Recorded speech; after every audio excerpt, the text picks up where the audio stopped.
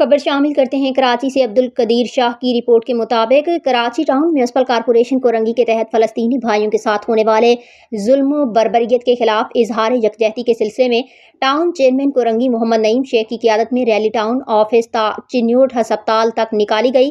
اس موقع پر ان کے ہمراہ نائب صدر Peoples Party Korangi Shiraz Waheed, information secretary Peoples Party Korangi Ahmed Raza, opposition leader Muhammad Haroon, coordinator Korangi town sir Moiz uddin, UC chairman, vice chairman, اراکین کونسل کورنگی ٹاؤن کے افسران اور ملازمین اور عوام کی بڑی تعداد نے شرکت کی۔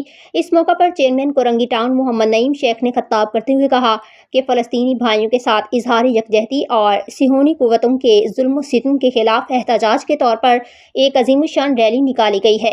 ریلی کا مقصد فلسطینی عوام کے ساتھ ہمدردی کا اظہار اور ان پر ہونے والی ناانصافیوں کو عالمی سطح پر اجاگر کرنا ہے۔ اسرائیلی ظلم و بربریت کو نہ روکا گیا تو اس کے توسیع پسندانہ عزائم کو ناکام نہیں بنا سکیں گے۔ انہوں نے کہا کہ ایک پکے اور سچے مسلمان اور پاکستانی کی حیثیت سے فلسطین کے ساتھ ہیں اور فلسطینی جھکے ہیں نہ ہی بکے ہیں، بلکہ اسرائیل کے خلاف ڈٹے کھڑے ہیں۔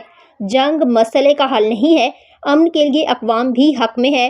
فلسطینیوں کی مزاحمت نے دنیا کو یہ باور کرایا ہے کہ ظالم کے سامنے خاموش رہنا ظلم کا ساتھ دینے کے مترادف ہے۔ بطور مسلمان ہماری ذمہ داری ہے کہ ہم فلسطینی عوام کی حمایت میں اپنی آواز بلند کریں۔ ہمیں اپنی حکومتوں کو مجبور کرنا چاہیے کہ وہ فلسطین کے مسئلے کو عالمی فورمز پر اٹھائیں اور اسرائیلی جارحیت کے خلاف مؤثر حکمت عملی اپنائیں۔